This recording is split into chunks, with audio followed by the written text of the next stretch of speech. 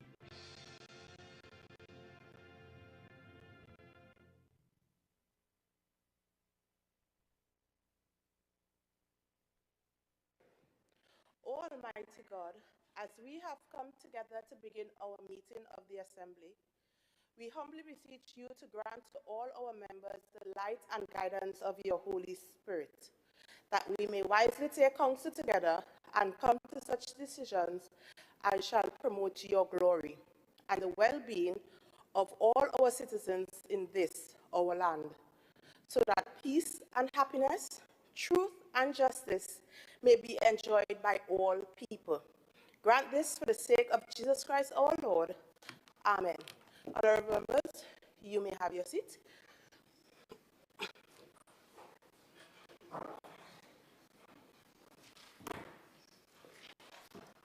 Oath of allegiance of a new member. Announcements by the presiding officer. Honorable members, I have received leave of absence from today's sitting from Assemblyman Natisha Charles Pantin, member for Bagatelle Bacolet, and Assemblyman Megan Morrison, member for Mount St. George Goodwood. The leaves are granted. Honorable members, I wish to enter into Hansard what would be our first welcome back to the House. Honorable members, let me take the opportunity to welcome you back to the chamber as we resume the business of this assembly. Much has shifted since we last convened. Members have moved on, and the political climate continues to evolve. And of course, policies are steadily being enacted. Yet amidst all these changes, one thing must remain resolute, that the people's business stand paramount, guiding our every deliberation and decision. It is not by design, but certainly by providence, that the first sitting in this new term speaks so directly to the meaning of service. Just last evening, Tobago's very first Chief Secretary was conferred with our nation's highest award. The moment was more than a personal achievement. It was a reminder to us all that Tobago's leadership and contribution to national life stands tall and are worthy of the highest recognition. So, what does service mean? It means more than occupying a seat in this chamber or carrying titles before our names. Service is a quiet sacrifice, often unseen, made on behalf of the people we represent.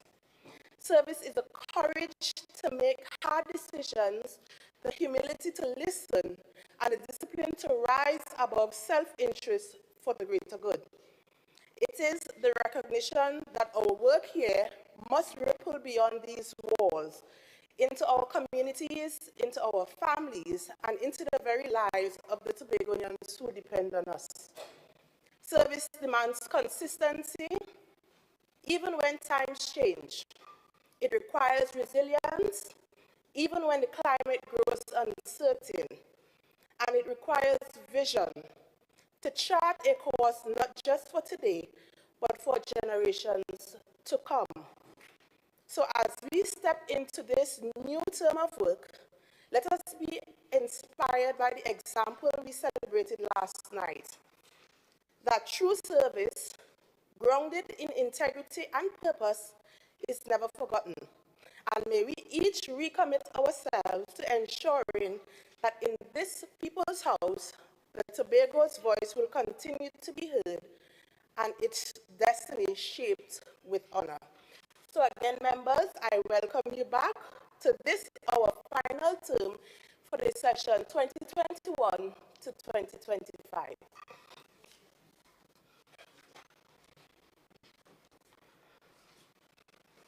Assembly bills sent back from Cabinet. Assembly laws brought back from Parliament. Petitions, papers. Secretary of Finance, Trade and Economy.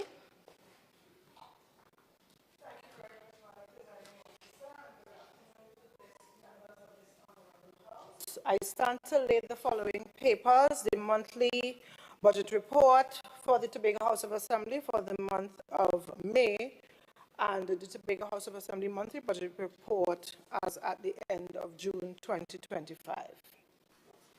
Thank you. Presentation of reports from Dispute Resolution Commission, select committees.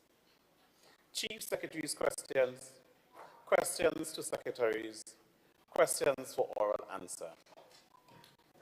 Councillor. Thank you, Madam Presiding Officer. Question number 264 to the Secretary of Tourism, Culture, Antiquities and Transportation, Councillor Tashia Boris. Councillor Boris, question 264. Thank you, Madam Presiding Officer.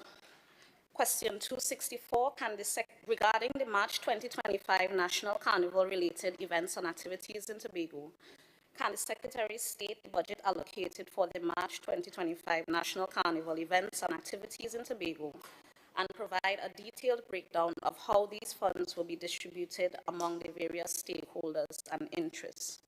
Madam Presiding Officer, the budget for the March 2025 National Carnival is pegged at $5,795,250.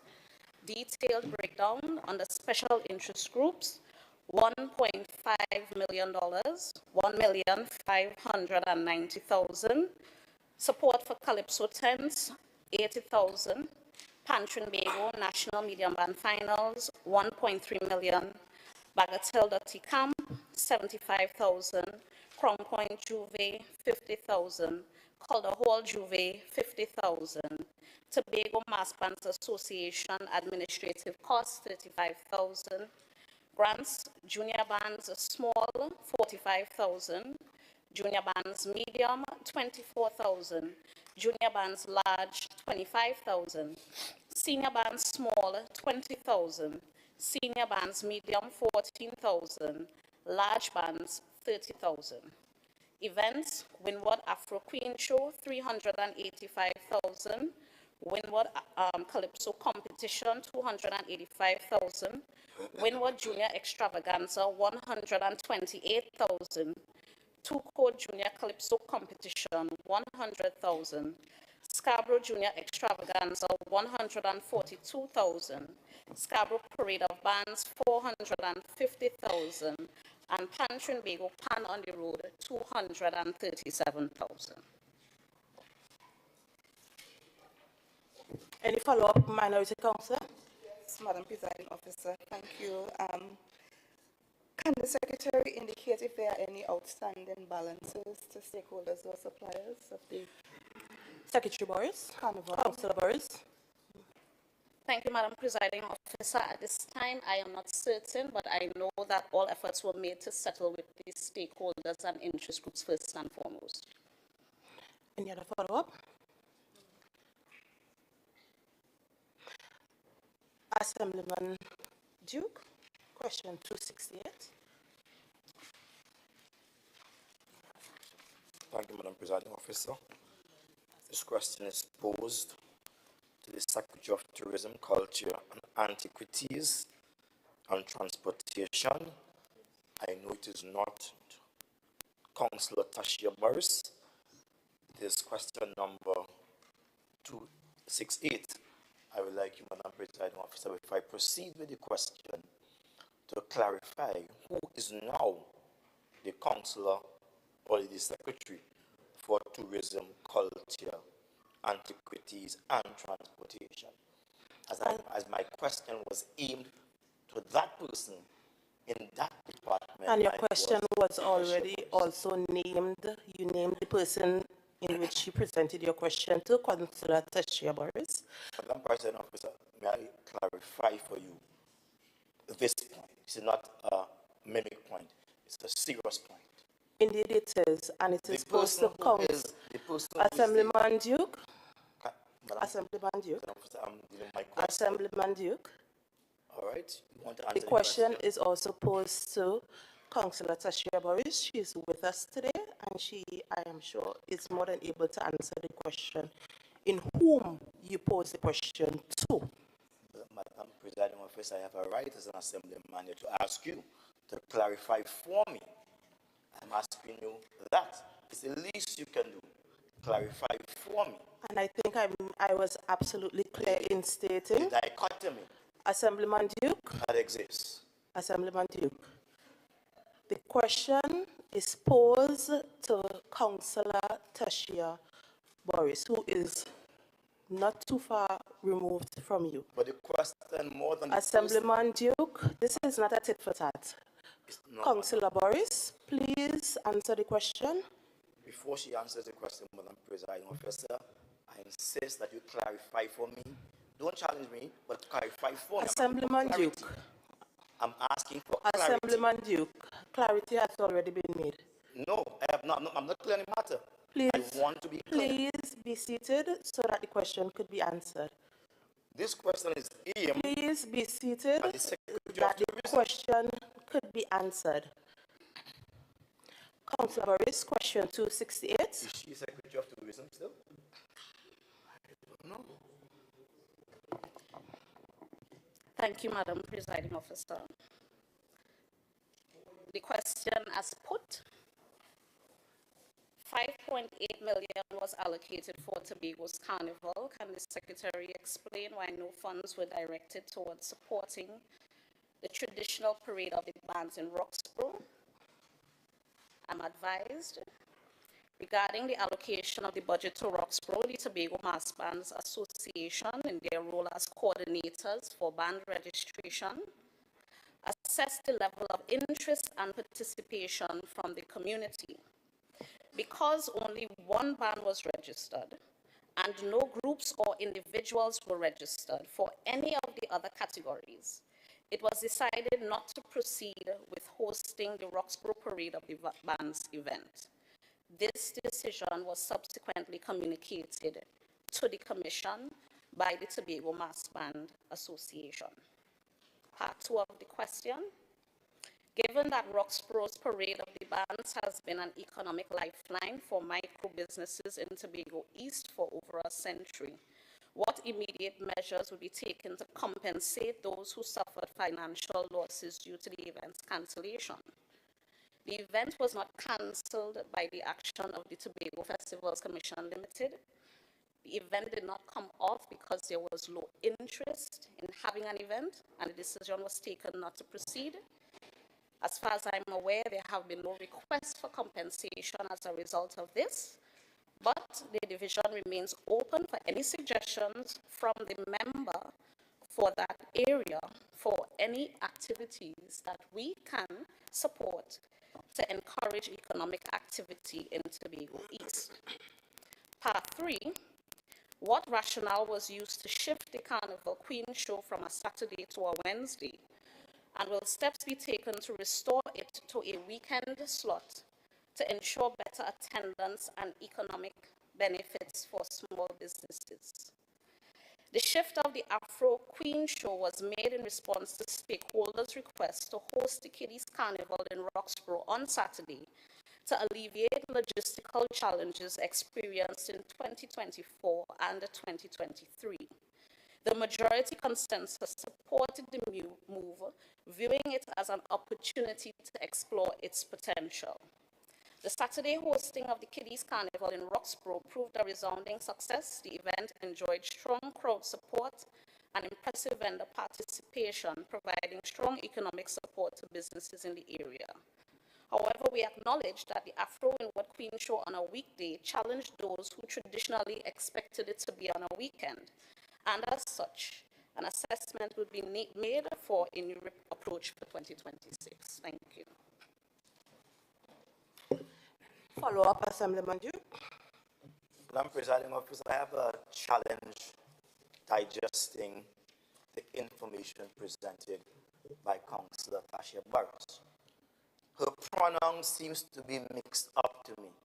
She's saying we. Who is the we there? Is it we, the Division of Tourism, Culture, Antiquities? Who is the we that she's referring to? Please clarify that before I ask my next question.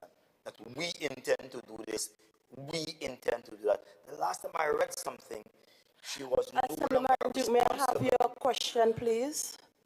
Madam President, I cannot understand why is it that I'm not allowed to make my point. Why you're not treating my statements as statements made in the House. I'm not outside the House. Assemblyman Duke. I'm inside the House, and I ought to Assemblyman Duke. the protection of the House and the right to respond in the House. You asked me for a question? I'm on my feet. All right. No, let's set the tone correctly for the rest of the term. You are within your right to ask a question. I'm not interrupting your question. However, if I ask you to state a question, I prefer to have a question stated rather than a run-on statement. Can you kindly, to the House, your colleagues, ask a question? Okay. To Councillor Tashia Burrows, are you still the Secretary for Tourism, Culture, and Antiquities? May I ask what is the relevance of that question, Assemblyman Duke? Madam Presiding Officer, in keeping with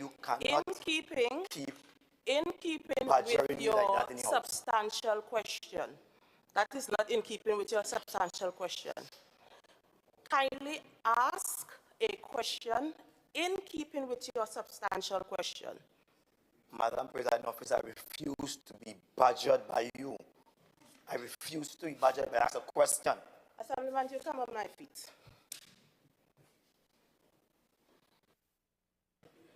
Now, you presented a question about, if I'm not mistaken, the Tobago Carnival. Exactly. Kindly ask your question, your follow-up question, along the lines of your substantive question. Correct? You are a seasoned member of this House. I know you know better than that. Kindly ask a question along the lines of your substantive question. For emphasis, I wish to repeat my substantive question and then ask a question for the avoidance of doubt.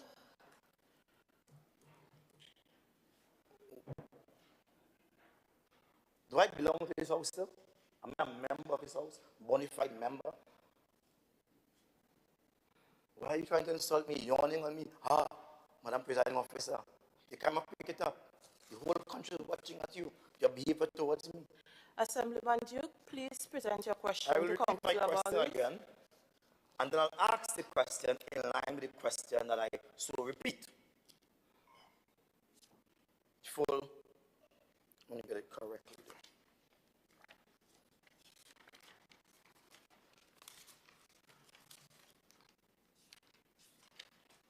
I asked the written question. I just want to repeat it just to ensure I'm in line with it. Question number 28, I asked the Secretary of Tourism and Culture, Antiquities and Transportation, Councillor Tashia Boris. And I asked her about the $5.8 million that was allocated to Tobago Carnival. And if she can explain why no funds was directed towards supporting the traditional parade of bands in Roxborough. Her response was that they held a meeting, well, only one band in Roxborough was registered. I'm going over again. Second question. Given the Roxborough parade of bands has been an economic lifeline to micro business in Tobago East over a century, what immediate measures will be taken to compensate those who suffered financial loss due to the event's calculation? And she answered and said, no one has made any presentation, but we shall consider any proposal. It is in that regard, Madam Presiding Officer, I have every single right as a bona fide assemblyman to ask the question, who is we? Are you still, Madam Councillor, a member with responsibility, or a secretary responsibility for tourism, culture, antiquities, and transportation? That's my first follow-up question in context of your response, that we will look at it. Thank you. Councillor Boris.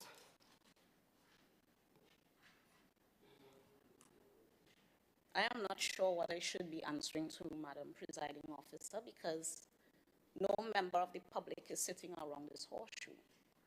So until I am informed and this House is informed that I'm no longer a councillor and welcome around this horseshoe with the appointment as Secretary in charge of the Division of Tourism, Culture, Antiquities and Transportation, I am still the Secretary.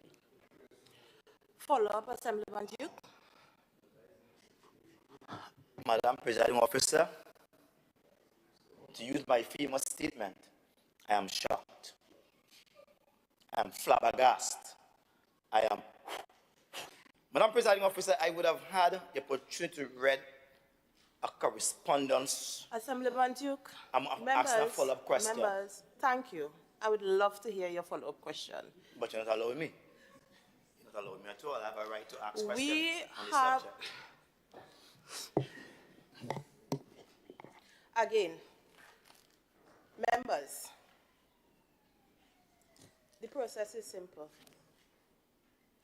You rise, you ask your question.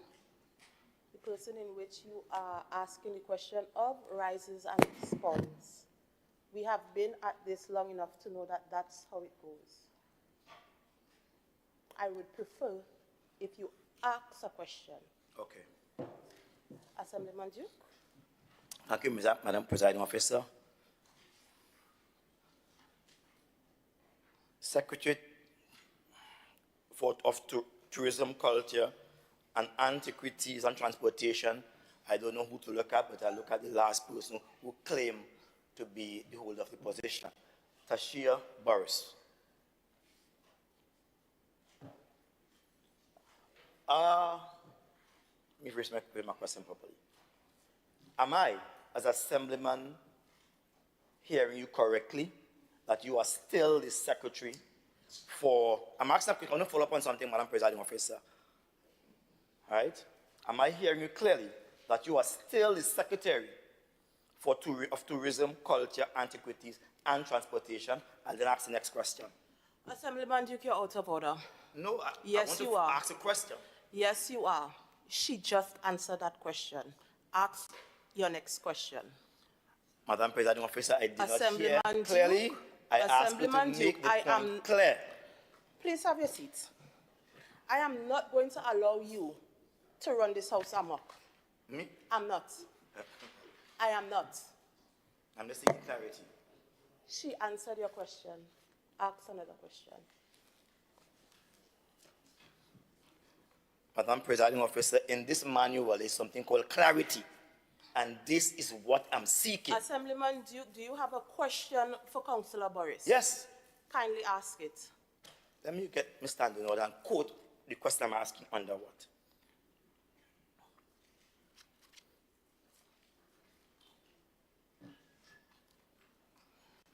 Should have all these things a little more sharp, you know. But on the headings, under clarity,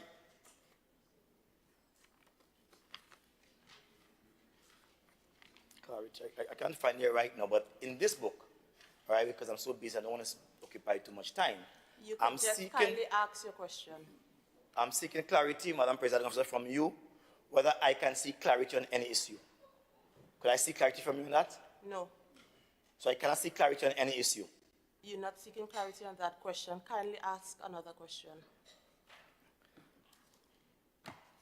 Tashia Grace Barry, Secretary, maybe just a second, I'm to use that word, Secretary of Tourism and Culture.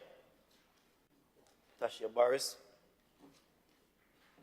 could you tell me how the Secretary of Tourism would deal with the complaints of those who have suffered from selling the benebol, the kushu cake, and all this kind of stuff?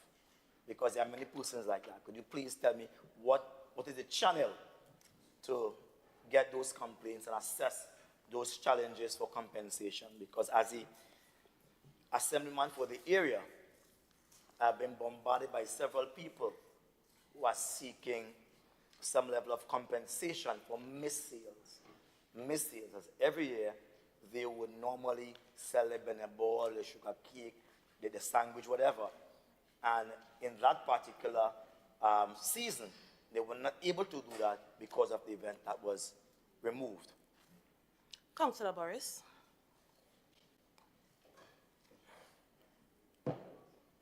As I indicated previously, Madam Presiding Officer, I have not received any requests for compensation at the Division of Tourism. Neither have I been informed by the CEO of the Tobago Festivals Commission that requests for compensation have been received by them. If the member for Roxborough, 7 months down the road, is now indicating that many persons came to him complaining that they need compensation for missed sales, I would say to him that the division's mailbox is open. You can direct those requests to the Division of Tourism, or you can forward them to the Tobago Festivals Commission Limited to be treated with. Final follow-up, Mr. Duke. Thank you. Assemblyman Duke. Thank you, Madam Presiding Officer. On the third question, the rationale for the shift of the Carnival Queen Show from Saturday to Wednesday because of Kiddies Carnival. The people of Roxbury are concerned whether the shift will take place again at the next carnival season to another date, or you all are through with experimenting and will retain and will return the Carnival Queen Show to the normal Saturday night? Councillor Boris. Madam Presiding Officer, there was a post-mortem exercise that was conducted after the carnival, both in Roxborough and Scarborough, where stakeholders and members of the public were able to give their views as to what went well in the carnival and what could be improved. So I anticipate that coming out of that activity, that all suggestions made by the people of Roxborough will be taken into consideration in 2026. Madam Presiding Officer, that didn't answer the question. That was a speech. The question was answered. Was a yes or no question, whether the carnival would Assemblyman, return to do you Saturday kindly night or have not. your seat? Question 270, Minority Leader. Thank you, Madam Presiding Officer, and welcome back to this final session of the term. Question 270 to the Secretary of Tourism, Culture, Antiquities and Transportation. Councillor Boris. That the THA allocated 5.8 million for the March 2025 National Carnival in Tobago. Is the Secretary satisfied with the organization of the carnival activities held on the island? The THA's allocation of 5.8 million for the March 2025 National Carnival represented a significant investment in the island's cultural and creative sectors. And in light of this, I acknowledge that while there were notable successes, such as increased community engagement, strong involvement by stakeholders, larger than usual participation from juniors, and improved support for local vendors, there always remain areas for enhancement. Overall, I'm generally satisfied with the organization of the carnival activities, particularly how the collaborative effort between various stakeholders occurred. However, we did a comprehensive review via post-mortem, and as I indicated earlier, those suggestions and recommendations coming out of that post-mortem intend to be actioned in 2026. Can the Secretary give a breakdown of how funds were allocated? Special interest groups, $1,590,000, grants, $158,000, events, $1,105,000, regulatory fees, $129,000, infrastructure, $990,000, production costs, $220,000, prizes, $1,022,250, adjudication, $117,000, marketing and branding, $314,000, hospitality, $150,000, for a total of $5,795,250. Thank you. Follow-up, Minority Leader. Yes, thank you, Madam Presiding Officer.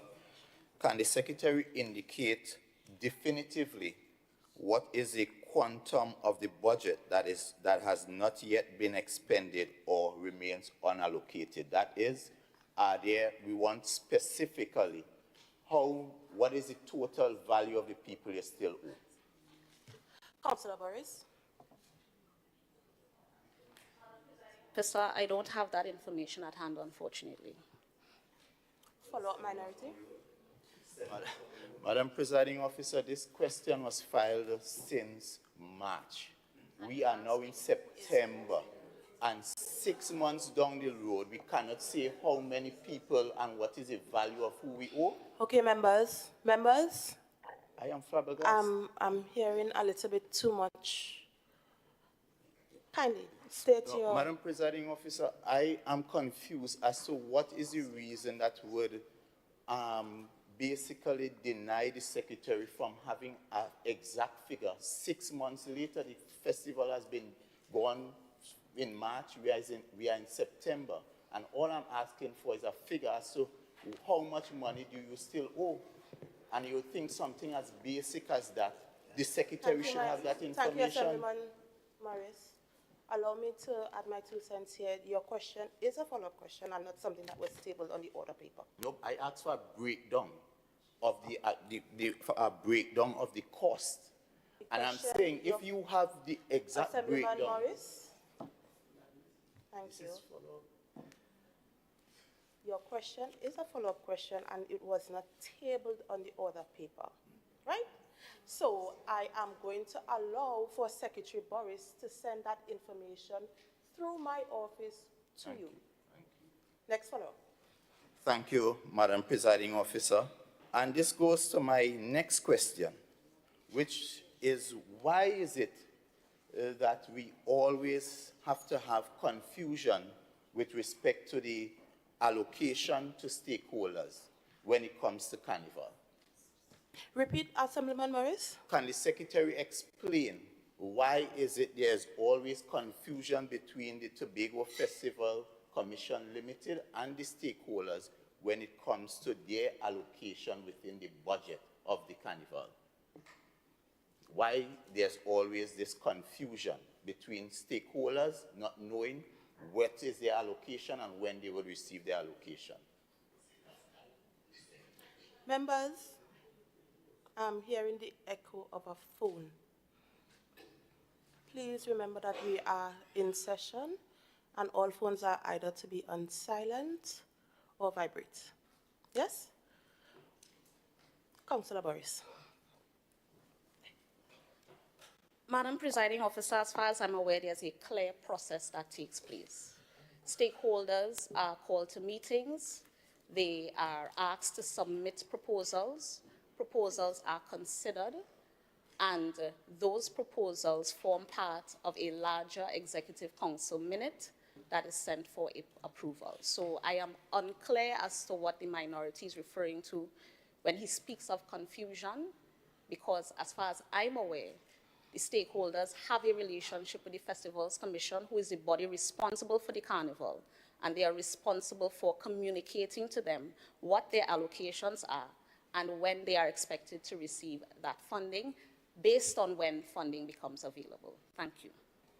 Follow-up, Assemblyman Morris. Madam Presiding Officer, and finally, with respect to the Carnival, the National Carnival, it is widely documented that both the Chief Secretary and the Secretary of Tourism did indicate that they would phase out this Carnival. So I'm hearing the Secretary speaking about Carnival 2026. Is it that the policy has now changed? Councillor Boris. There's no shift in the policy, Madam Presiding Officer, whereas the bulk of the budget for a carnival in any given fiscal year in the past was directed towards National Carnival. Because we have created a Tobago October Carnival in October, the policy decision has been to support the Tobago October Carnival. What we have decided to do with respect to National Carnival is focus on national activities, supporting our pansides, for example, our junior and senior monarchs to compete in national competition. We make sure that they are given the support and the resources to do so. But the bulk of the budget for any carnival in any given year has now been allocated towards a Tobago October Carnival in 2020, starting from 2022.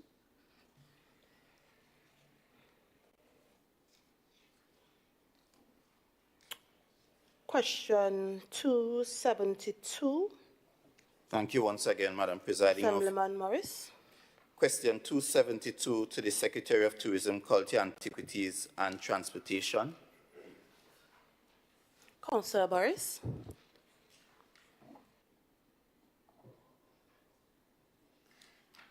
Madam Presiding Officer, according to Standing Order 26.5, not more than 3 questions requiring an oral answer shall appear on the order paper in the name of a secretary of a member for the same day.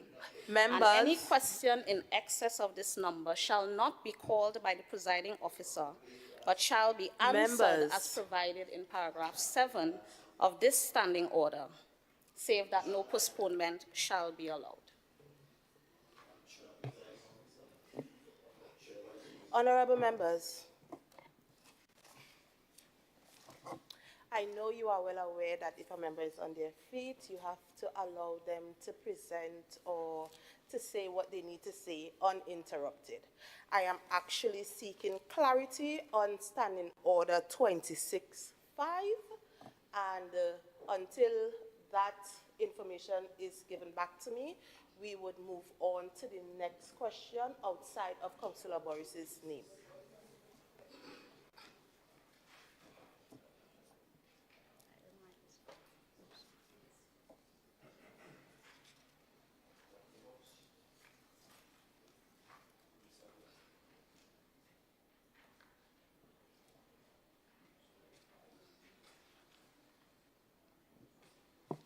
It seems like all the questions are presented to you, Councillor Boris. Yeah? No, I'm waiting for your... I'm seeking clarity on...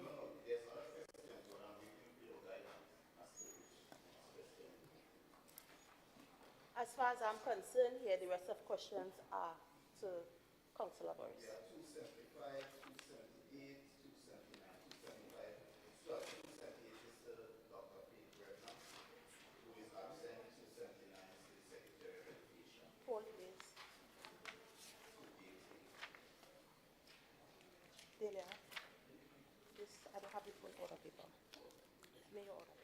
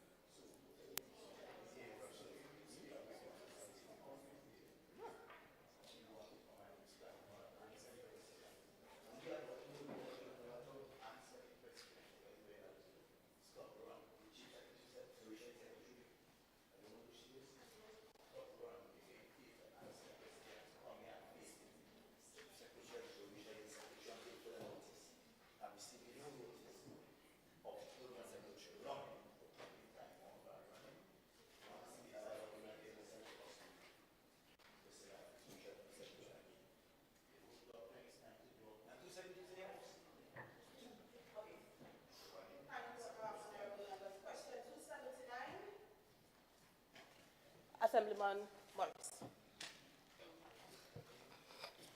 Question 279 to the Secretary of Education, Research and Technology, Assemblyman Zarisha Hackett. Assemblyman Hackett.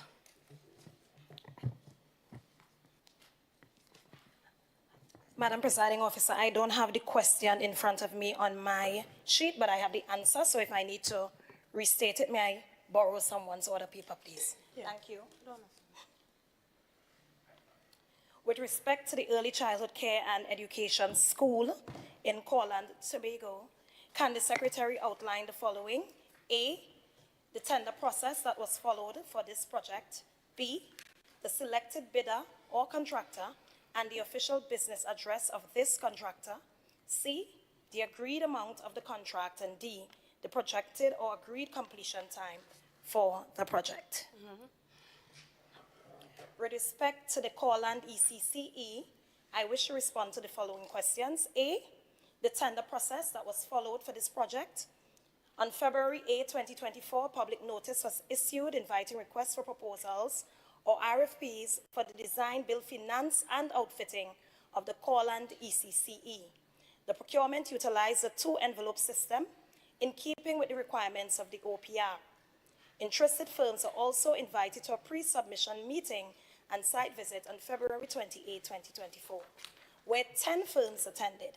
By the closing date of March 25, 2024, 5 submissions were received. B, the selected bidder / contractor and the official business address of this contractor. Madam Presiding Officer, following evaluation, the contract was awarded to One Source Maintenance Construction Company Limited, whose registered address is 36 Farmland Boulevard, North Caspian Drive, Point Lisas Industrial Estate, Point Lisas, Trinidad. C, the agreed amount of the contract. The total contract sum is $7,320,282.98. And D, the projected or agreed completion time for the project. That is within 6 months of commencement. Thank you, Madam Presiding Officer. Follow-up, Assemblyman Morris. Madam Presiding Officer, can the Secretary confirm, because she said 6 months, when the project will be actually commenced? Assemblyman Hackett. Madam Presiding Officer, that was not a question on the other paper. I can get the information. I expect a commencement by October 2025, but I would like to have clarity from the project managers before that goes on record. Thank you. When you do, please forward the information through my office. And sure. Assemblyman Morris, you would be copied in that note. Follow up? Given that it was on the Black Table Talks, a member of this House indicated the debilitating effects of contracts going outside of Tobago. Is the Secretary concerned that yet again another Trinidad contractor has won a substantial contract in Tobago? Madam Presiding Assemblyman Officer, Hackett. I am not responsible for procurement. 10 companies bidded for this. There were several Tobagonians on that list, as far as I'm aware, and the successful contractor received that contract. Follow up, Assemblyman Morris. So, Secretary, as a PDP turned TPP, the mantra is no longer... Members. So the mantra no longer is Tobago first. Can I confidently assume, moving from PDP to TPP? I would deem that question out of order, Assemblyman Morris, but you are free to ask another follow-up question. So, under this current administration, is there any policy to ensure that Tobagonians are given priority? Madam Assemblyman Presiding Hackett. Officer, as far as I'm aware, Minority Leader was sent to ask this question by one of his financiers. And Madam Presiding Officer, I reject this out of hand.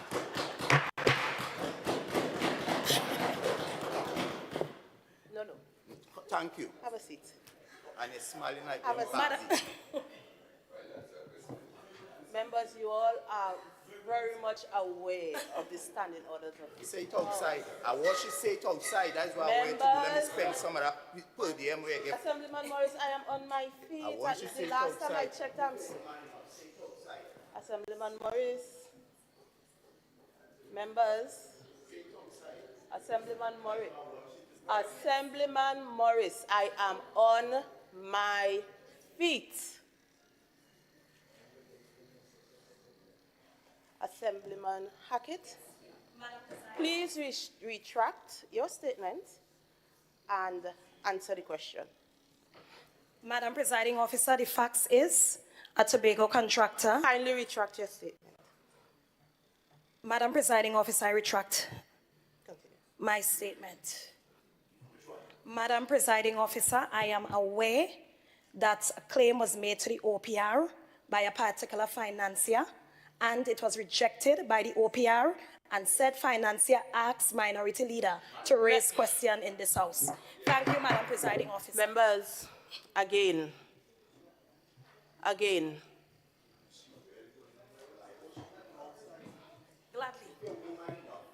Assemblyman Morris, I am on my feet. I am on my feet, Assemblyman Morris.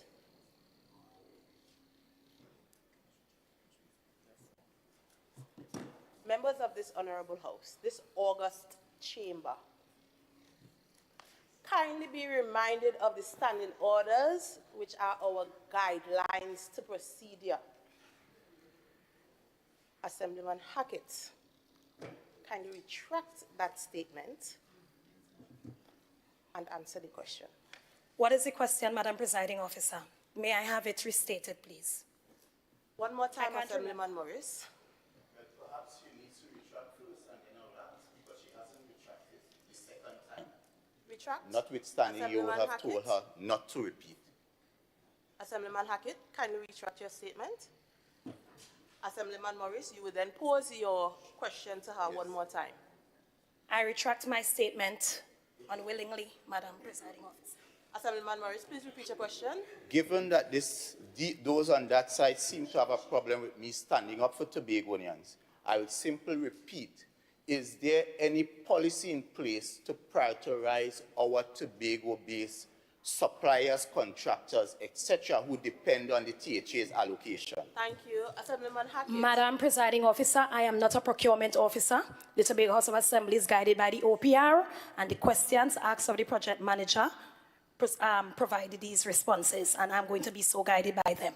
No other question concerning the procurement should be posed to me, Madam Presiding Officer. She just said the procurement process. And that was your final follow-up for that question. We move on. Oh, wow. question 280 in the name of Assemblyman Morris. Question 280 to the Secretary of Infrastructure, Quarries and Urban Development, Assemblyman Trevor James. Assemblyman James.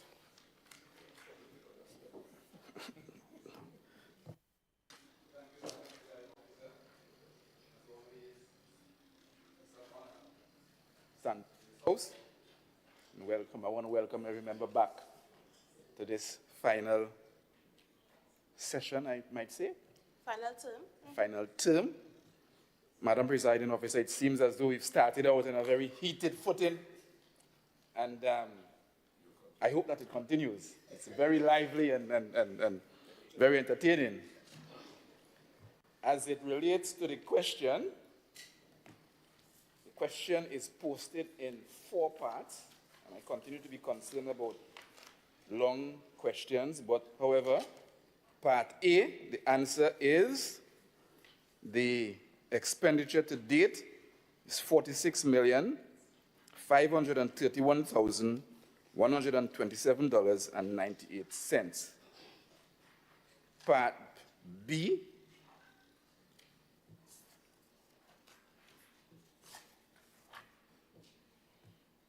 the amount paid for all acquisition of land or land settlement associated with the project, including but not limited to the matter involving the ramp facades and all legal fees associated with same.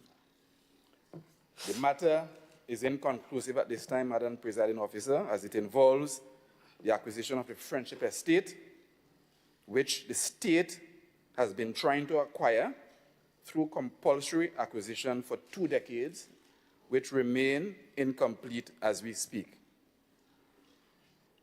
Our efforts at researching as to know what was the cost that the state paid for the Friendship Estate has proven futile so far, and we continue to search the annals of the THA to find out that figure. Maybe the member can ask where the data is. As it refers to the Roberts at Killigrew Estate, we have to date spent $0 on land acquisition, and the legal fees associated with that matter is ongoing and inconclusive at this time. Question C.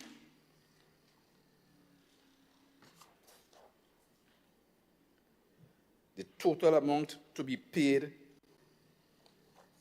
the total amount paid to the contractor to date, it seems to be a repeat. However, the amount paid to the contractor to date is $46,531,128.98. Part D, the current projected cost of the project. The current projected cost as of today is $651,478.06. Follow-up, Assemblyman Morris. Madam Presiding Officer, I recall a commitment given by the Chief Secretary with respect to this project that no payments will be made until the completion of this project for 9 months and then a further 18 months.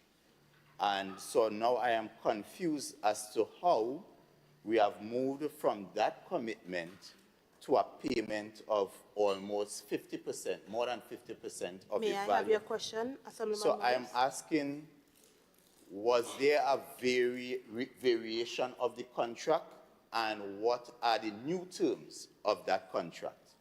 Given that the first arrangement we were told was design, build, finance, and there would be no payment before the completion until 9 months thereafter, and a further 50% paid 18 months thereafter. Just for clarity, can I have your question, please? So I'm simply asking what are the contents of the new, whether there was a variation of those terms, and what are the contents of those, of the new arrangement. Thank you. Assemblyman James? Madam Presiding Officer, I want to say that I don't have the terms of the contract with me, but I won't say that.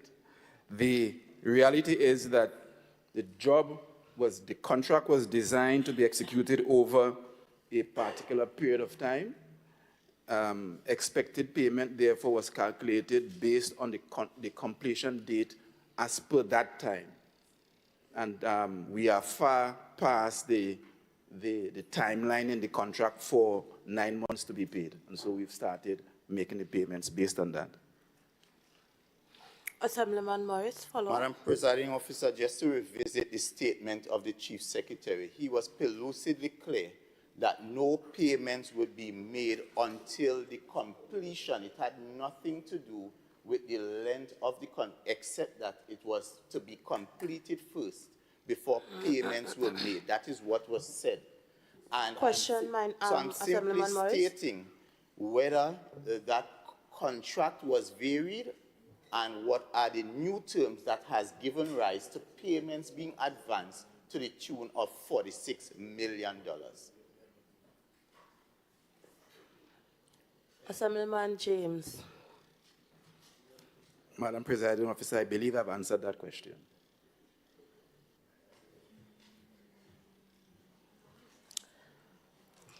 Assemblyman Morris. Madam Presiding Officer, I would want to revisit as well the response given with respect to land acquisition, because I recognize the member would have commingled issues of the estate and failed to answer specifically to that issue of Ray Shastri Rampasad and Safitri Rampasad, which is a matter of public knowledge that was in the High Court where an injunction was placed.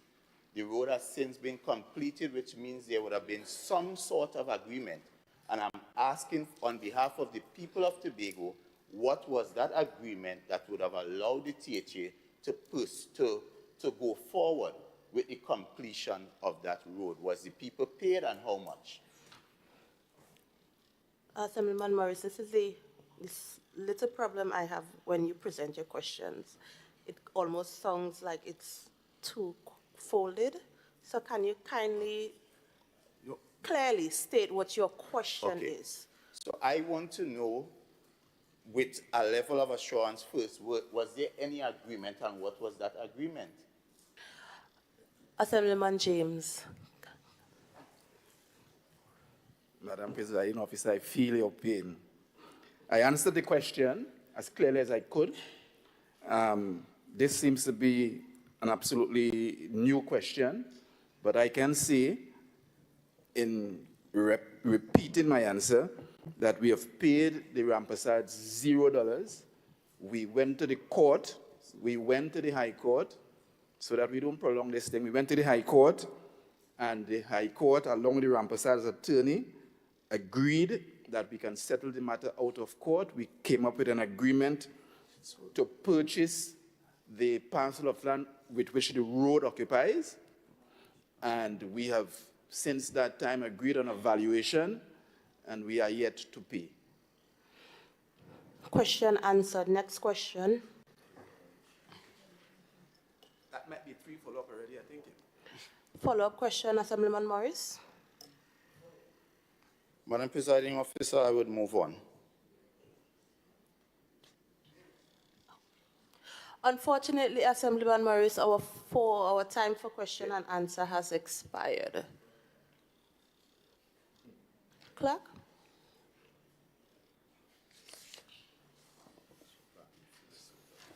Requests for leave to move the adjournment of the Assembly on definite matters of urgent public importance. Statements by secretaries and assistant secretaries. Personal explanations. Introduction of bills. motions relating to the business or sittings of the Assembly and moved by a secretary or assistant secretary. Public business. Motion. Assemblyman Hackett, you may now start this debate.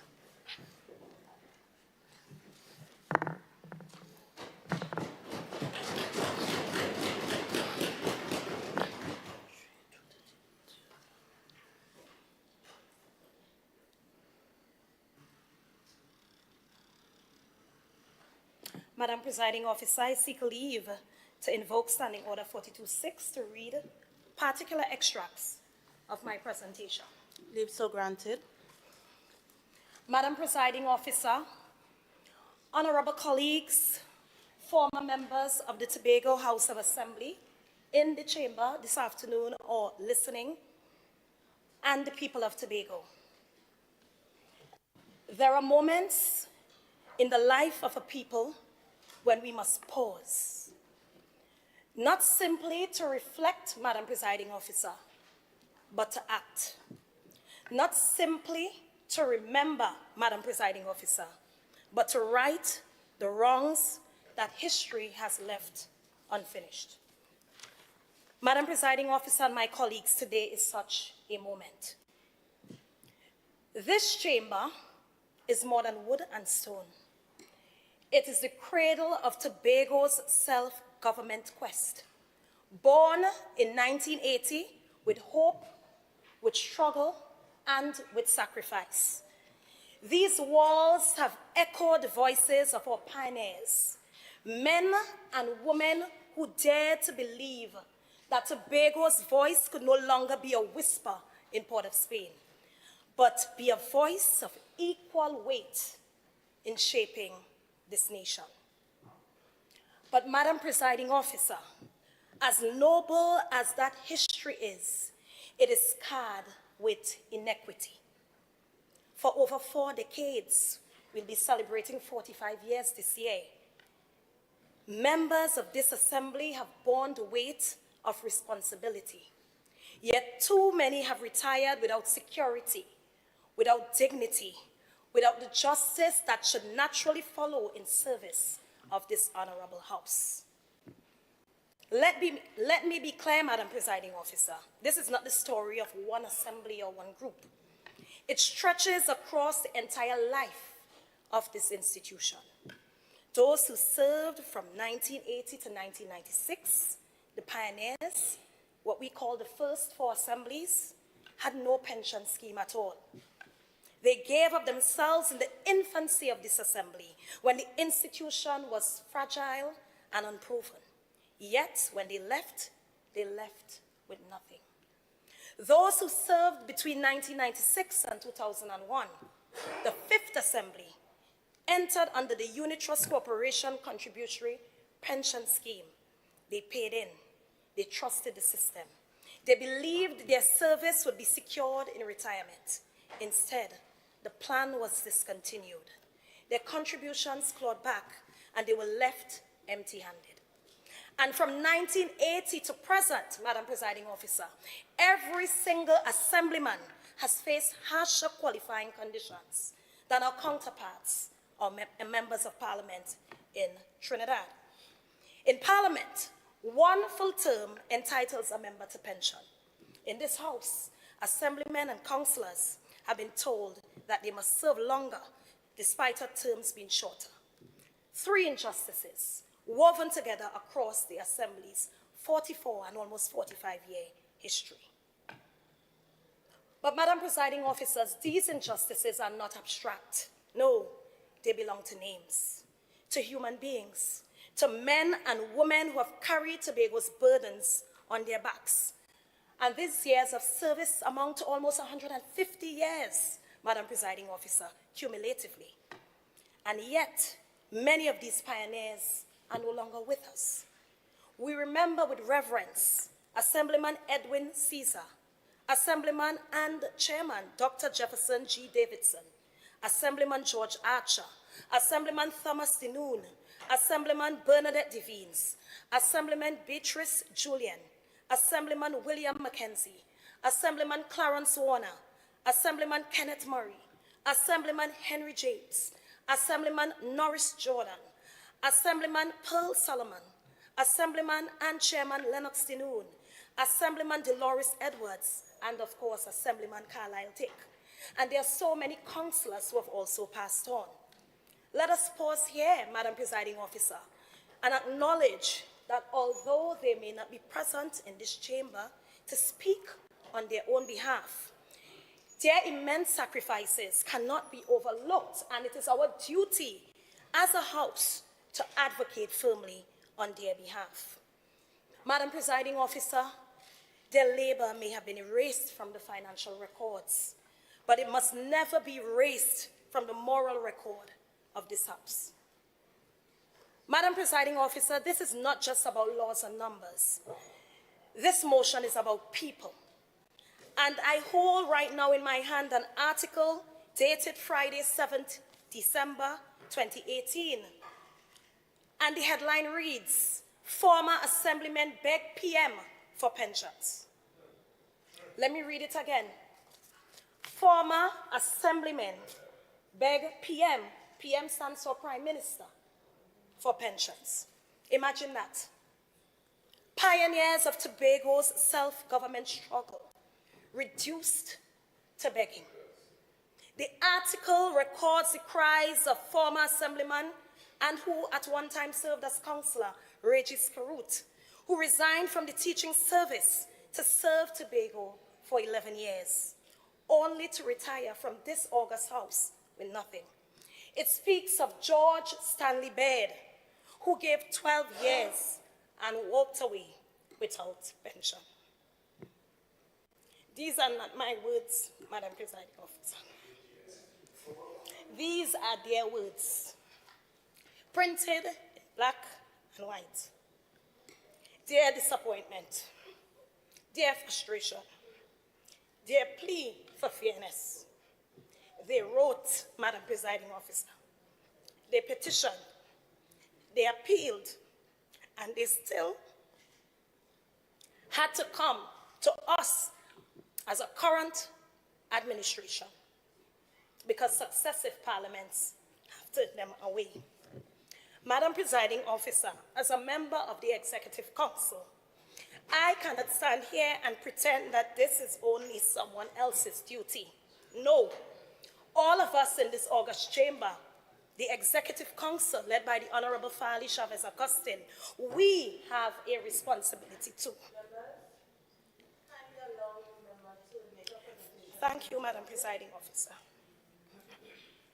For those earliest members, those from 1980 to 1996, who excluded from any pension system whatsoever, relief cannot wait for Parliament alone. Interim support must come from us, the Executive Council. Whether through ex gratia payments or temporary measures, we must ease their burden. This is not generosity, my colleagues and Madam Presiding Officer. This is justice. These were the men and women who proved that the Assembly could stand.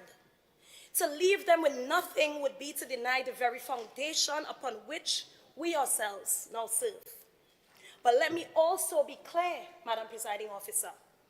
Interim support is only a stopgap. It is not the cure. The cure can only come through law.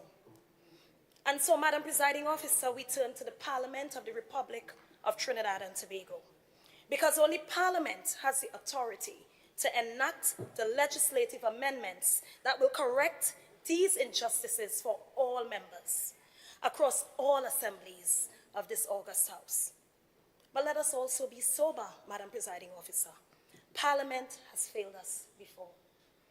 That 2018 headline was not the first time Tobago's cries reached Port of Spain. Letters were written long before. Petitions were sent long before. Appeals were made long before. Yet each time the matter was shelved, deferred, dismissed. If Parliament could act retroactively to protect the pensions of other public servants and even its own members, then what excuse remains for leaving Tobago's pioneers unprotected? Madam Presiding Officer, the path forward is not complex. As a matter of fact, we all know a bill could be drafted, and this bill could be drafted with three clear pillars.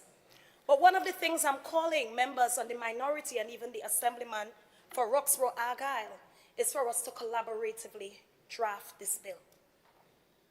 The pillars will include retroactive coverage to recognize the service of those excluded before 1996, restoration of contributions to correct the injustice faced between 1996 and 2001, and parity in qualifying conditions to ensure one full term in the Assembly affords all members a pension, just as one full term does in Parliament. And Madam Presiding Officer, I think this is achievable. It has precedent, and it only requires will. But I want to say and put on the record, Madam Presiding Officer, that this motion is not about money. It is about fairness. It is about whether we honor those who built the path we now walk on or not. It is about whether we as Tobagonians will accept second-class treatment for legislators while parliamentarians across the water are protected. It is about whether service to Tobago is valued or not, whether it is treated as disposable or not. And we can speak of valuing democracy. We cannot rather speak of valuing democracy, Madam Presiding Officer, if we discard the very ones who carried it. We cannot reap the fruits of their labor and deny them a share. And most importantly, we cannot sing their praises and the praises of self-government while refusing to dignify those who fought for it. And so, Madam Presiding Officer, as I sit in this space and coming up with the research for such an important motion, I had conversations with former assemblymen and former councillors, with former presiding officers, with MPs who served in the times when these claims came to the fore. I also had conversations with those on the other side, specifically Assemblyman for Roxborough Argyle, who, as you all know, has been a champion of the people. And we agreed on several things. We agreed that the very motion brought needed to be expanded. It needed to speak to what all assemblies endure. And therefore, Madam Presiding Officer, this is not a majority versus minority motion. It is not a DAC, NAR, TOP, PNM, PDP, TPP motion. It is a fight for the noble servants of this honorable assembly. And therefore, Madam Presiding Officer, every Tobagonian stands taller today on the shoulders of these pioneers, but we must be able to stand here now for them. Madam Presiding Officer, let us not be divided on this. It is my request and wish that this entire House stands together. It is my request that this be recorded in the Hansard that today, on this day, this assembly spoke in one voice in defense of fairness, in defense of dignity, and in defense of justice. Madam Presiding Officer, history is watching, and we affirm today that all members of this assembly, from its inception to present, deserve fair and reasonable retirement support. Madam Presiding Officer, in my research, I was able to come upon some of the requests made where even the Office of the Ombudsman responded. And as I make my plea, whereas spoken on the floor, the interim measures of the Executive Council must be brought to bear, but also the importance of us seeking Parliament's intervention, I want to speak to the challenges faced without naming the assemblyman. I am going to read an extract from said letter. Dear Sir, I have to refer to representations made to the Ombudsman in relation to the determination of the period of public service which will be reckonable for the compensation of superannuation benefits upon retirement. The following issues are noted from the facts you have presented. That your tenure of service as a councillor to Tobago House of Assembly from 1981 to 1992 is not regarded as pensionable. What should have been said is your tenure of service of councillor and of assemblyman, because members served in both capacities, and it's not regarded as pensionable under the Pensions Ordinance. And in the absence of legislation which provides for the payment of pension and gratuities to members of the THA, it is not possible to link the service of what you once served in to the tenure as a councillor and then assemblyman for the purpose of computing pension benefits. Act 20 of 1997, and I have it right here, Madam Presiding Officer, deals with the preservation and linking of pensionable service in the public service. And the provisions of the Act are applicable in respect to the preservation of your prior service before 1981 and the linking of that service to your tenure following re-employment after 1993. It would therefore be necessary for the relevant legislation to be passed in order for the tenure of service as councillor and assemblyman to be deemed pensionable and thus considered in the computation of retirement benefits. When this service is considered pensionable, the provisions of Act 20 of 1997 would be applicable in terms of preserving and linking such service to the period of your prior service. And that's the end of the quote utilized from the Ombudsman. Madam Presiding Officer, therefore, upon placing this particular motion on the order paper, and after having conversations, as I said before, with former assemblymen and councillors, even members on the other side, we agree that this is not a motion that speaks to any particular term in office, but it speaks to us all as assemblymen. And I raised it before of the particular periods where injustices were faced.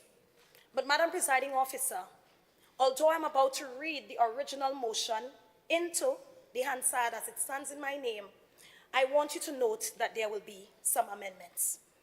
The original motion, for the record, Madam Presiding Officer, is, whereas Section 16.5 of the Tobago House of Assembly Act 40 of 1996 provides that the Assembly shall, in accordance with the financial rules made under Section 52, establish a contributory pension scheme for members.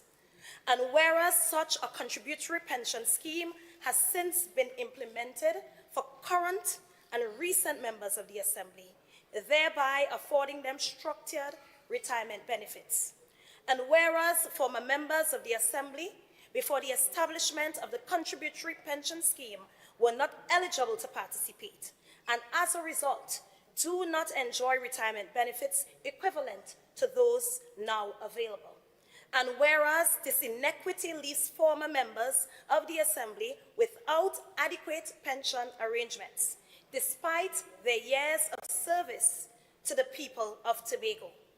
And whereas it is a fundamental principle of fairness and good governance that those who have held elective office should not be disadvantaged by the timing of reforms that now benefit their successors. Be it resolved that this Honourable House affirms that all who have served as members of the Assembly should have access to fair and reasonable retirement support. And be it further resolved that this House supports the Executive Council in its efforts to provide appropriate retirement provisions for former members of the Assembly who were not part of the contributory pension scheme, ensuring that their service is duly recognized. Madam Presiding Officer, should I repeat the motion in its original state? Madam Presiding Officer, I now beg to move this motion standing in my name.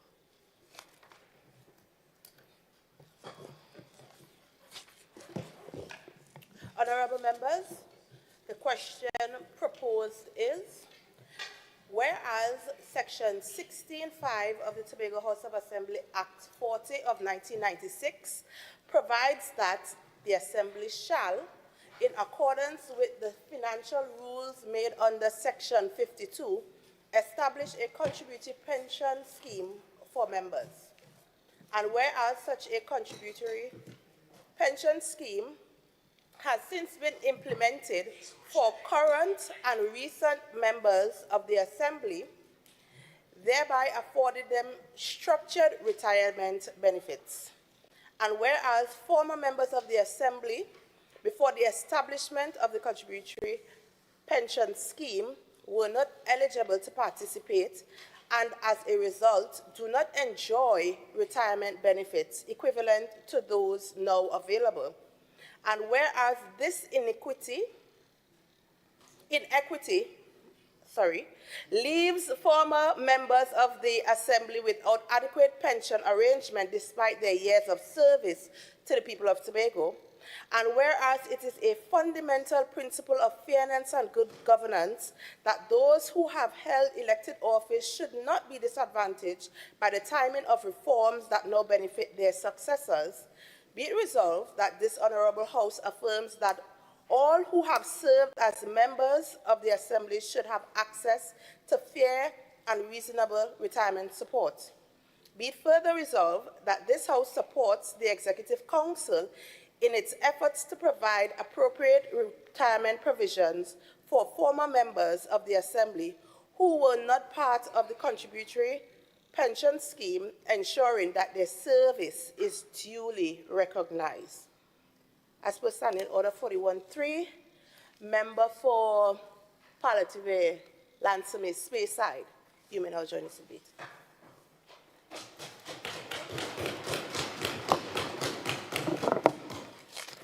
Thank you very much, Madam Presiding Officer, for the opportunity to contribute to this debate. I also want to thank the Minority Leader who will ordinarily speak immediately after the move of the motion, because I did ask back channel if he will allow me to move some amendments and to speak on the motion one time.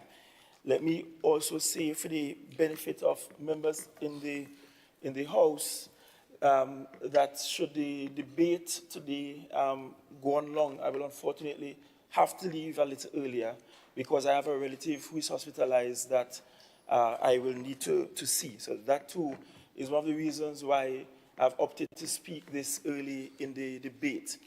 Madam Presiding Officer, I want to thank the member for Bethesda, Lekoto, Golden Lane, for presenting this motion in the House. When this motion was drafted and placed on the order paper, and we started publicizing the motion, several people started reaching out. In fact, up to sometime after 1 this morning, I got a WhatsApp message from a former member of the Assembly adding new information that I was unaware of prior to the drafting of the motion.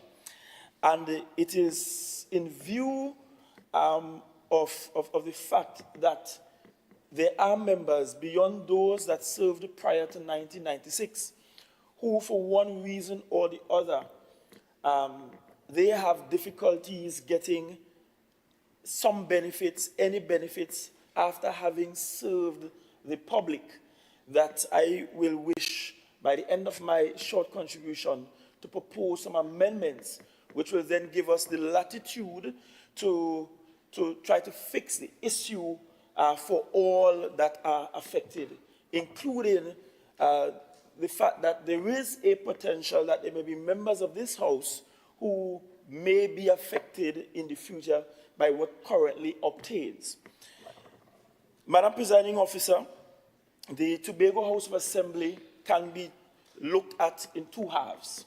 In the first half, between 1980 and 1996, December of 1996, we have what essentially is the first incarnation of the revised Tobago House of Assembly. Of course, this year we're celebrating the fact that the Tobago space has the oldest parliament, with this creature called an assembly being some 200 years old. So between 1980 and 1996, We had the first half of this reviewed, revisited, refreshed Tobago House of Assembly in what was then independent Trinidad and Tobago. And then between 1996 and present, we operate under Act 40 of 1996. This is one of the issues, Madam Presiding Officer. If we have a decent enough, a good enough autonomy bill passed at the Parliament, we would be able to completely resolve on our own. The reality is, the bills that were all carried to Parliament to grant Tobago the autonomy that we have been clamoring for, they have all been so seriously flawed that they could not attract yet the support of wider Tobago and Tobagonians. Notwithstanding, we have in the interim to put measures in place to treat with gaps that exist in the current legislation and in the framework that is the Tobago House of Assembly. As it now stands, Madam Presiding Officer, and if you look at one of the recitals, one of the recitals actually quotes what happens at present. The current arrangement, based on Act 40 of 1996, is that there should be a members' contributory type arrangement for a pension scheme for members. In other words, members elected or appointed to this House all contribute to a pension scheme. And the law says that the Tobago House of Assembly should determine what that scheme is and what the benefits should be. That's what currently obtains. It's instructive to note, Madam Presiding Officer, that in the year 1998, with the very first government to operate under Act 40 of 1996, led by now deceased former Chief Secretary Hochoy Charles, who yesterday posthumously was awarded the highest order in the country. And I wish the real award to be our autonomy. But in 1998, via Executive Council Minute number 152 of June 8th that year, the Executive Council established a pension plan with the Unit Trust Corporation. So that's where it started. So the 1996 Act that establishes the current format of the THA puts the responsibility on this House, on the members of this House, and on the Executive Council to determine what the pension for members should be. And it should be a pension scheme that members contribute towards. In 1998, first elected Chief Secretary, remember we matriculated from Chairman to Chief Secretary, through EC Minute 152 of June 8, 1998, established a pension scheme in the Unit Trust Corporation. So when we started this in 1996, that first term, the pension scheme was at the Unit Trust Corporation. But that pension scheme does not take into consideration members who served prior to 1996. There's no consideration for members who served prior to 1996. Much later, the government changed, and when the government changed, there were some difficulties with members getting their payouts from the Unit Trust. Members had to write, the THA had to write, there was a long lull between you writing and applying to get your monies out of the Unit Trust plan to actually getting your monies. So it was not the most efficient. And then we moved to what we actually have today. What we have today is that all members present, and every member since 1996, has been contributing to quote-unquote pension scheme. Madam Presiding Officer, what actually happens is that the monies we contribute, Madam Presiding Officer, those monies actually are placed in an account at First Citizens Bank. It is actually a savings account at the bank. So in other words, the monies that we all deduct from our salaries that is supposed to be in this pension is not really and truly going into a pension scheme. It is really and truly going into a savings account. There are no external entities managing the pension of members of the House. So the monies that we pay just goes into this account in FCB. And what actually happens is that the Tobago House of Assembly, we pay members this so-called pension under a line item called payments of superannuation benefits to former assemblymen. So we essentially take the monies from members as they contribute, just put it in a savings account, and then take monies from our allocation and just pay members. That's what obtains now.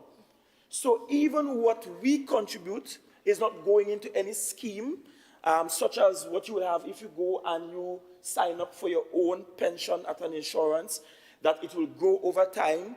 Every month you put a little something, and then you know at a particular age you start to withdraw, and it will grow and it will be larger than what you put in. That doesn't happen. It's literally a case of what we put in going into our account at FCB, staying there safely, and we from our allocations, meaning the teacher from the allocations, paid the agreed amounts every month to members past. Based on the current plan that we have, one is pensionable from age 50, or should one become ill, significantly ill prior to that, one must serve a period of 6 years minimum before you could start getting a pension. But while that exists for members serving between 1996 and present, nothing exists for those who served prior to 1996. So, in theory, you could have served for 4 terms, or perhaps 20 years, prior to 1996. Once you did not serve after 1996, there is literally silence about how you ought to be treated. And that was the genesis of this motion from the Executive Council. More than that, we recognize that the matter of allowances and salaries for members of this House can only be dictated by 2 things, either the law or from the SRC, the Salary Review Commission. Currently, between 1996 and present, the law dictates how members ought to receive some pension benefits. Simply put, the THA must decide what those benefits are, and it should be one where the members contribute towards it. Prior to 1996, again, silence. And so we have drafted a motion that's hopefully broad enough that 2 main things can happen. One, it can trigger us having, beyond this debate, the necessary backroom sit-down discussions, planning the use of an actuary to go through what could be the best possible long-term deal and arrangement, but also it gives us the opportunity to sit and to later on carefully craft a bill to send down to Parliament. And that's if that becomes necessary, should we not get our autonomy in a timely manner. I want to perhaps go to the place where the Assemblyman Hackett was at the beginning of her presentation. And I don't know if some members think that it may not be a genuine feeling. I can tell you for a fact there is a former assemblyman who sometime last month WhatsApped me in error. He claimed it is an error. It was a WhatsApp message asking if I know of anyone who can come to actually kill some yard fowl that he has and prepare them. So when I saw the message, but this is a strange message for the Chief Secretary. I said, let me engage. The former member, he then said that, look, this was an error. It wasn't meant for me, it was meant for someone else. I mean, I did organize some hampers and so on to send to him, and every month I organize to send some hampers on my own behalf to his household. This is a former member who has a wife that is ill and has dementia. He has some mobility challenges, so he can't earn any income on his own. And whatever benefits were received for the short periods that he taught, they are all gone, and then he's now living essentially hand to mouth. This is someone who served this island. This is someone who was instrumental in the establishment of perhaps the longest running indigenous cultural program on the island. This is someone who at one point taught our children. And it really cannot be fair to them. But I want to amend the motion to ensure that we have some arrangements going forward that will benefit all and sundry. And before I propose the amendments, Madam Presiding Officer, I want to say this quite clearly and slowly. I know for the public tends to believe, and you have to forgive the public and agree with them at times, tends to believe that perhaps we get paid too much. Politicians generally get paid too much.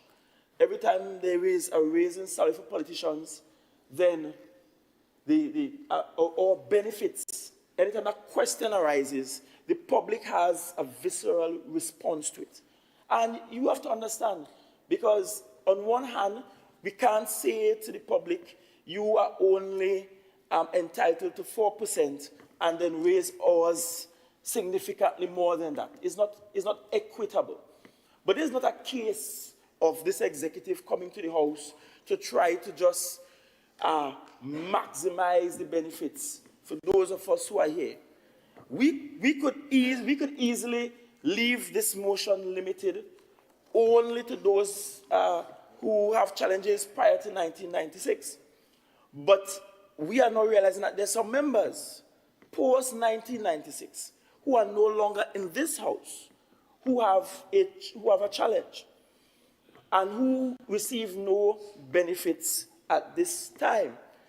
And is one of the reasons why I will want to propose from on this floor that if the minority leader and the minority assemblyman are so inclined, this is a matter that we could meet, go through, and come up with what that benefit should be, and how the arrangements should be pitched, both for those prior to 1996 and those who served post-1996 but did not quite serve 6 years and right now need some kind of assistance.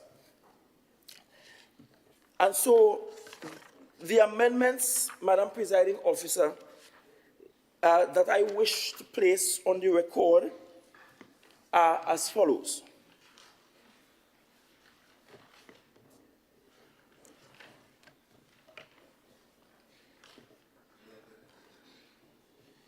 The first amendment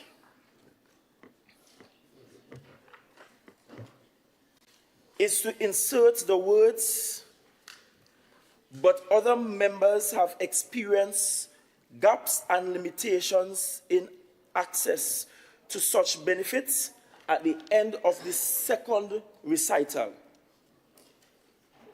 The second amendment is to insert the words, and further inequities have arisen for other members throughout the history of the Assembly. And this is to ensure we capture everybody who might be having a challenge as we speak. The third is to leave out the words that now benefit their successor at the end of the fifth recital, and insert the words, or by other circumstances that have limited their access to retirement benefits.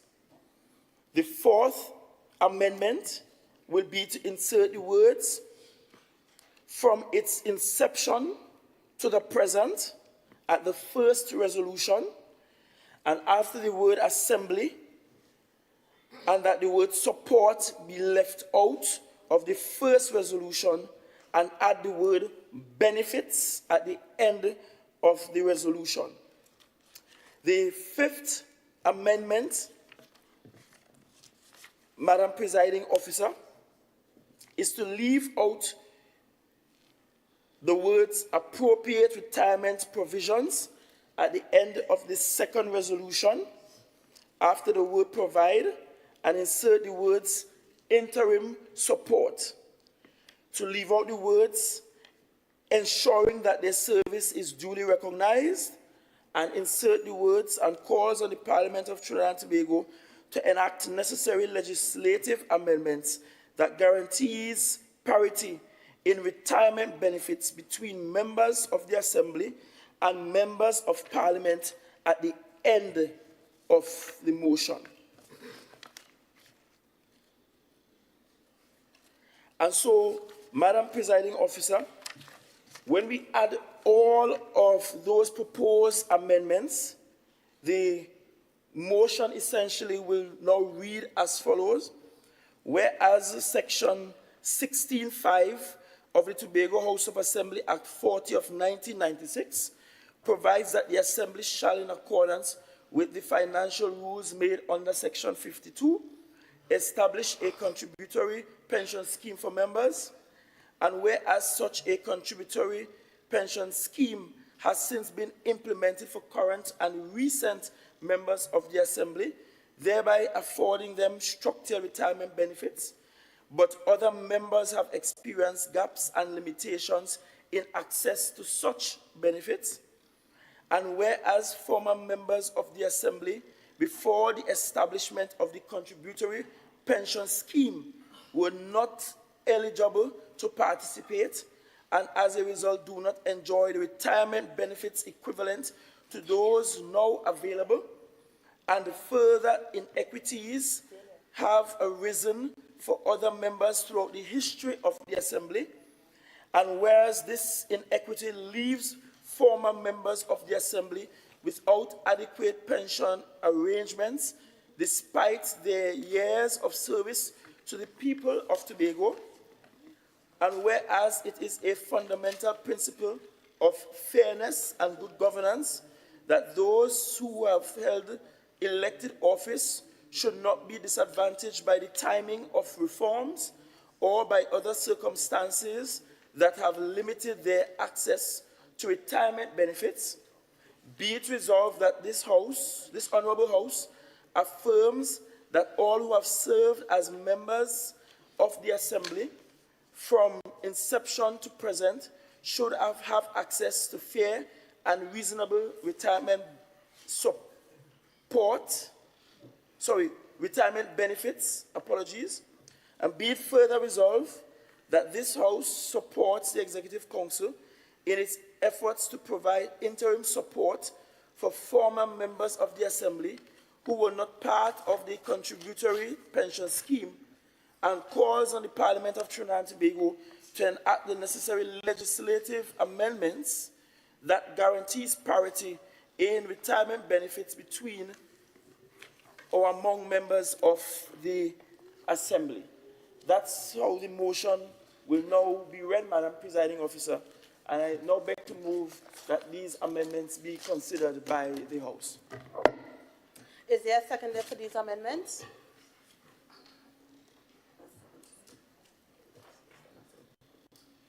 Madam Presiding Officer, I second the amendment of the motion. The amendment to the motion has been seconded by Councillor Petalan Roberts.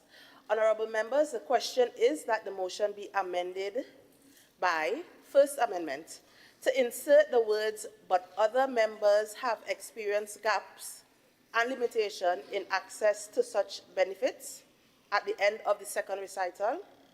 Second amendment, to insert the words "and further inequities have risen for other members throughout the history of the Assembly," at the ending of the third recital, third amendment, to leave out the words that now benefit their successors at the end of the fifth recital and insert or by other circumstances that have limited their access to retirement benefits.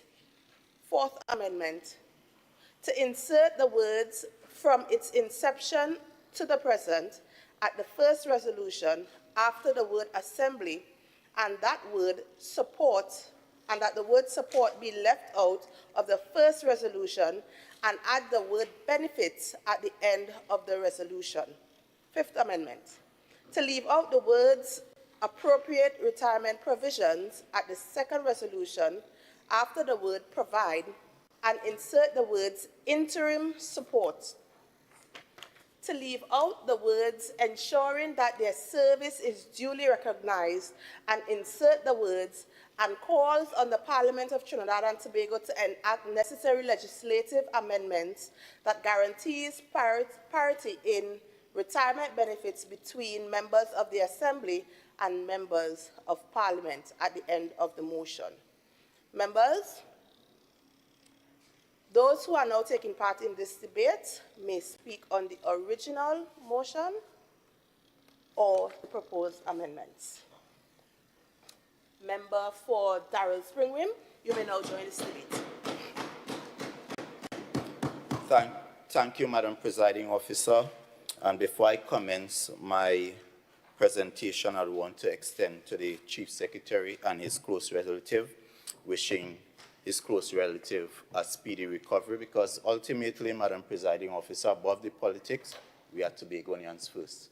So I just wanted to place that on the record of the House. Before we continue, one moment.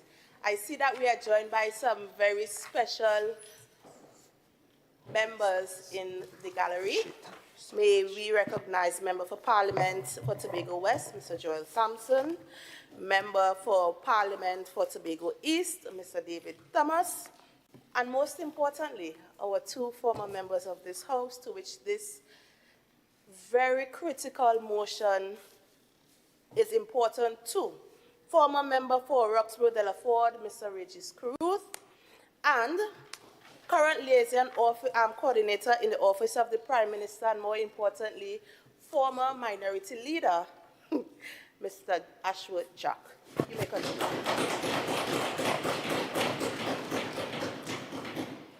Thank you, Madam Presiding Officer, and I join in also recognizing the distinguished members. Madam Presiding Officer, with your leave, I would like to refresh my memory using some of my notes. Leave is granted. Thank you, Madam Presiding Officer.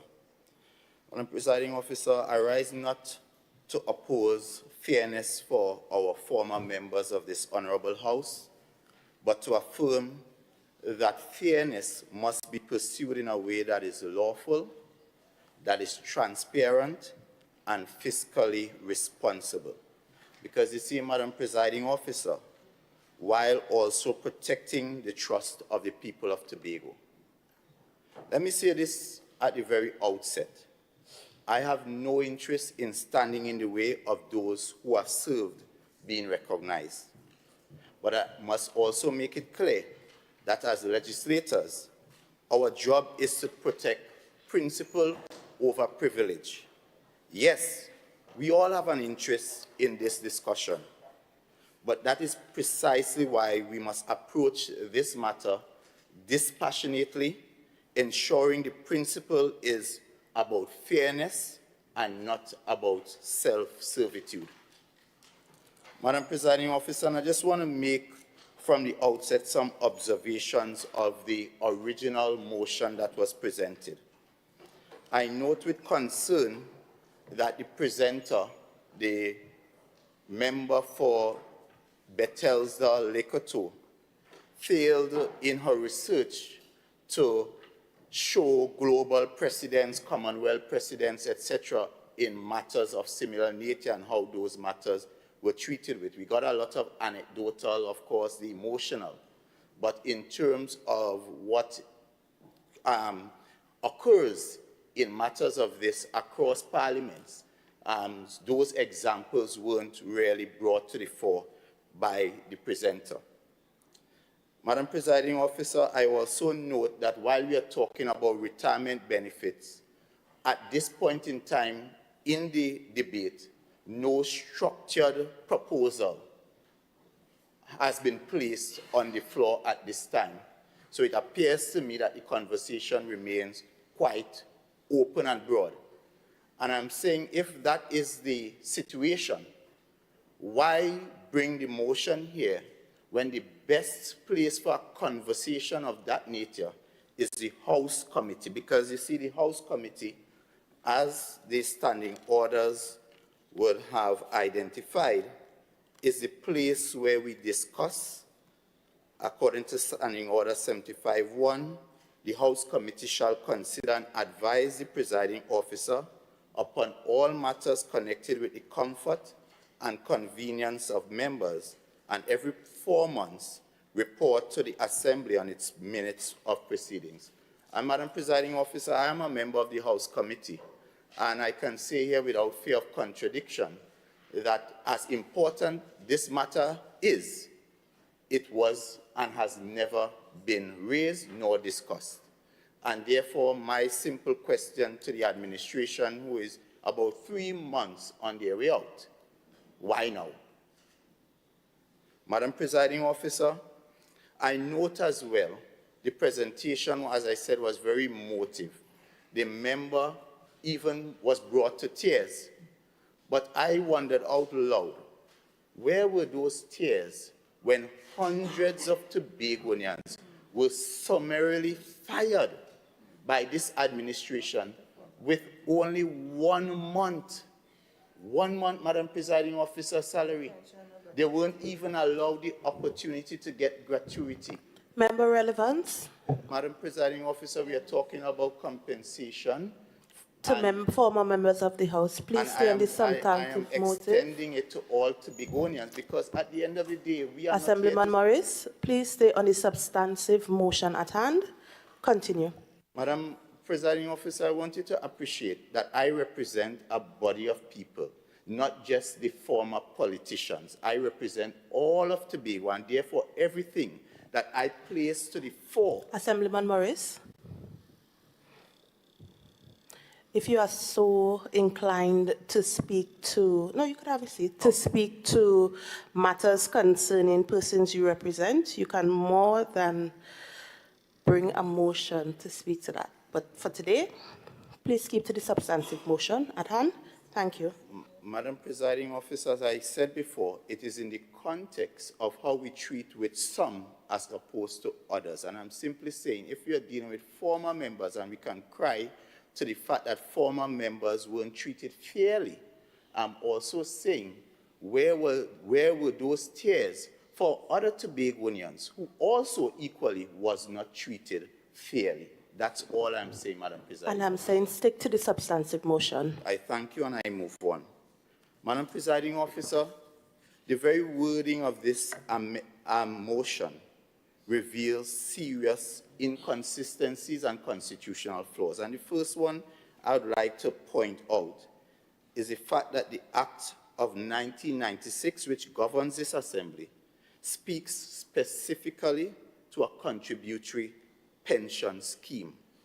Nowhere does it speak of a retirement benefit, and I notice the motion in its current form really focuses on retirement benefit. And in this motion, words matter. Because you see, there's a difference between a pension and a retirement benefit, and therefore we must be clear in how we treat with those. Because a pension is something, in this case, as per the THA Act, is a contributory pension.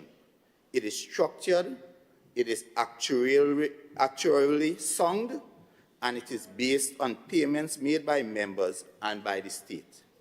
A retirement benefit, on the other hand, does not require have such stringent requirements. Secondly, Madam Presiding Officer, no motion of this Assembly can create a pension entitlement where none exists.